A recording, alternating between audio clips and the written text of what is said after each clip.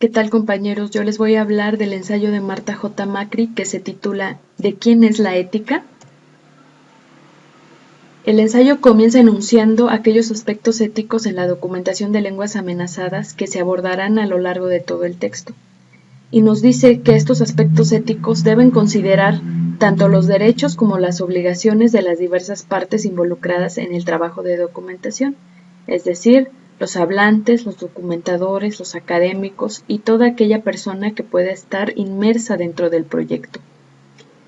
Incluyen temas como la propiedad de los datos, los derechos de autor, así como las restricciones de acceso a dichos datos, mismos que se abordan desde diferentes perspectivas, nuevamente considerando a los hablantes, a los documentadores, a los estudiantes e investigadores que tengan que ver con el proyecto de documentación.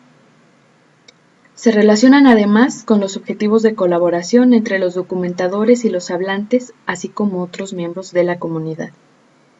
Finalmente, los aspectos éticos proponen que los esfuerzos de la documentación lingüística pueden ser eficaces no solo para el registro de las lenguas en sí mismo, sino sobre todo y especialmente para favorecer su uso continuo dentro de la comunidad. Al inicio del ensayo, la autora comparte una experiencia que tuvo con una integrante de un grupo minoritario. Ambas se encontraban en una obra de exploración arqueológica. Entonces la investigadora le comentó a esta mujer que ella era lingüista.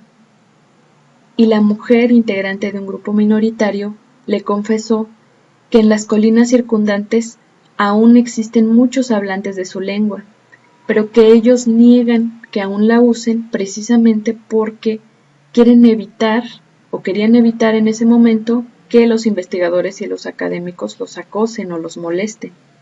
Entonces la investigadora, Marta J. Macri, nos comenta que a partir de esta experiencia con la integrante de un grupo minoritario, ella pudo desprender diversos aprendizajes, entre ellos que un pequeño grupo puede controlar completamente el acceso a su lengua y decidir por ellos mismos si se continúa hablando o permiten que desaparezca. También nos menciona el papel que tiene la elección dentro de la desaparición de la lengua. Es decir, puede desaparecer la lengua como un modo de elección por causas de desesperación o bien porque definitivamente hay un motivo de resignación ante lo que parece inevitable. Otro de sus aprendizajes que nos comparte también es que en este caso, y por palabras de la misma mujer, integrante de un grupo minoritario, un registro de la lengua no siempre tiene el significado que el investigador tiene planeado en un inicio. Y un registro de la lengua en este caso no representa más que una reliquia o curiosidad para la diversión de los intrusos que casi destruyen su pueblo. Esta es la perspectiva que nos comparte Marta J. Macri en relación con la percepción que pueden tener los hablantes de lenguas minoritarias con respecto a la realización de proyectos de documentación lingüística. A partir de esta experiencia, entonces, nos dice que la discusión sobre asuntos éticos debe incluir el conocimiento de las circunstancias sociales de la lengua, es decir, el contexto. Debe incluir también la aclaración del concepto y las implicaciones de la documentación lingüística. También incluye o contempla el esfuerzo con respecto a la actitud del documentador dentro de las tareas de documentación. Y finalmente, la relevancia de la documentación para las comunidades de habla y los grupos étnicos de la lengua documentada. El primer apartado nos habla de la caracterización de las lenguas en términos de su grado de amenaza. Entonces, nos propone que las lenguas se pueden categorizar según sean más o menos habladas, en aquellas lenguas que son habladas internacionalmente, es decir, en varios países, aquellas lenguas que son habladas en un solo país, aquellas lenguas que son habladas por grupos minoritarios en uno o más países, y aquellas lenguas que fueron habladas alguna vez. También las lenguas se pueden categorizar según su grado de vitalidad. Entonces ahí nos propone 3 categorías: las lenguas que se consideran estables, las lenguas que se consideran amenazadas por el hecho de que las nuevas generaciones ya no la están aprendiendo o están disminuyendo los contextos de uso, y también aquellas lenguas que solo perviven como un recuerdo, es decir, que ya nadie las habla. El segundo apartado nos habla de la documentación lingüística en sí misma.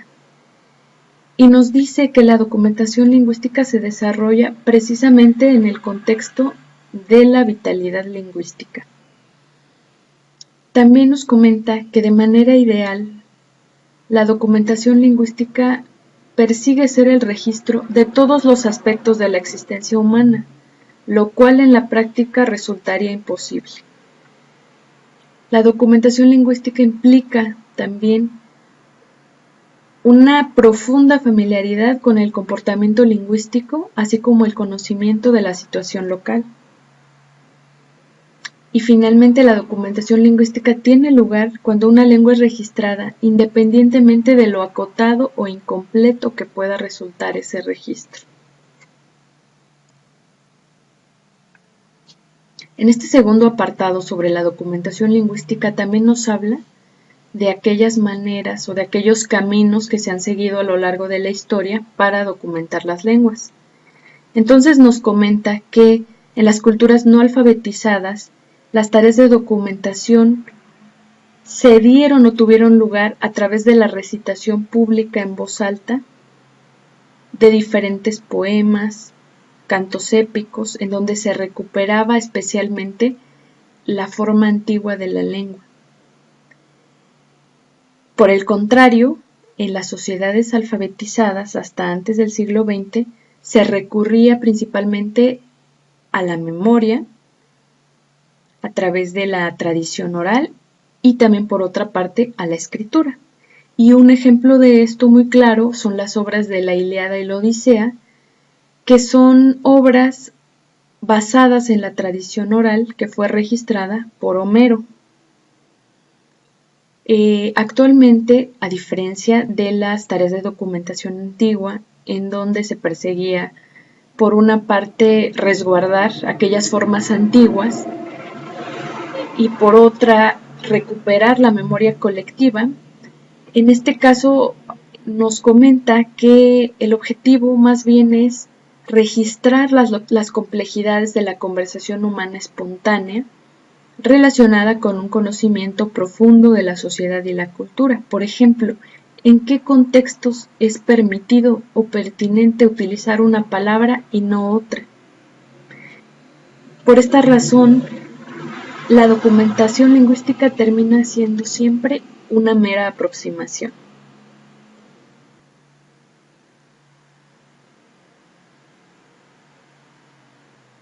Continuando con el tema de la documentación lingüística, nos comparte que los registros grabados durante los últimos 100 años han variado, comenzando con los registros mecánicos a través de cilindros de cera y discos de aluminio.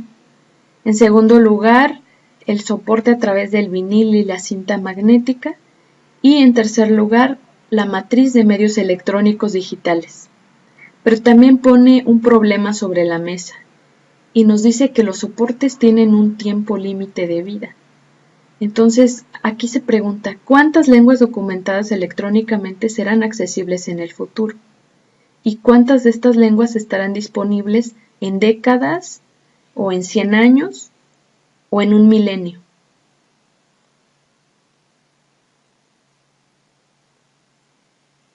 Termina el apartado de documentación lingüística mencionando que por razones como la movilidad y el crecimiento de la desigualdad en la distribución de recursos en el mundo, se espera que el número de lenguas siga disminuyendo. Y esto se aplica no solamente a poblaciones minoritarias, sino en general. Y bueno, esto se debe a que hay una interrupción en el ciclo, en el mecanismo de la muerte y nacimiento de las lenguas. Por lo tanto, el panorama general para las lenguas del mundo es desolador, basándonos en esta información y en estos datos. En el tercer apartado se nos habla sobre la propiedad de los datos y el acceso a los mismos. Y comienza afirmando que en el discurso jurídico la lengua es uno de los diversos tipos de propiedad intelectual, pero nos lanza diversas interrogantes. Por ejemplo, ¿a quién pertenece una lengua y quién tiene la autoridad para permitir o no que se hable, se registre o se elaboren copias de los registros de la misma? ¿Pertenecerá al hablante? ¿Pertenecerá al documentador? ¿O a la agencia que está financiando el proyecto? Si decimos que pertenece al hablante, entonces, ¿puede un hablante individual controlar todos los aspectos de una lengua o solo sus propias emisiones? Y por otro lado, ¿tiene una comunidad el derecho a limitar quién puede escuchar, aprender o hablar una lengua? Y aún más, ¿quién tiene la facultad para hacer valer tales restricciones en caso de haberlas? Entonces son varias preguntas que nos mueven a la reflexión, continuando con este tema de los aspectos éticos dentro de la documentación lingüística. Al respecto, la autora también señala que los sistemas legales actuales regulan los registros específicos de eventos de habla. Sin embargo, y es cierto, algunas comunidades no se adscriben a ningún sistema legal internacional u occidental. Entonces, al no tener una autoridad dentro de las sociedades mayoritarias, es muy probable que sus protestas o sus reticencias pasen desapercibidas. A este respecto, la autora nos comenta que las decisiones éticas implican tener conciencia y sobre todo nos invitan a considerar las implicaciones de nuestras acciones. Dentro de estas decisiones éticas se implica siempre un respeto por la gente de todas las culturas, aun cuando sus deseos no son realizables o ejecutables en el contexto de una sociedad mayoritaria. Y remarca, hace mucho énfasis en que las lenguas minoritarias vienen a resultar un reto mayor dentro de las prácticas éticas, debido a las actitudes variables frente a las tareas de documentación, puesto que dentro de las comunidades donde se hablan lenguas minoritarias puede haber personas con mucha reticencia, con mucho recelo, con mucha desconfianza hacia tareas de documentación, sobre todo cuando son encabezadas por personas ajenas a la comunidad. Pero también hay quienes, desde la perspectiva del fortalecimiento y el mantenimiento de la lengua, apoyan y ven como una prioridad este tipo de proyectos y de tareas de documentación, aún incluso sin llamarle quizás documentación, pero sí otorgándole la importancia necesaria al hecho de registrar el uso de la lengua y los conocimientos sociales y culturales que conlleva este uso.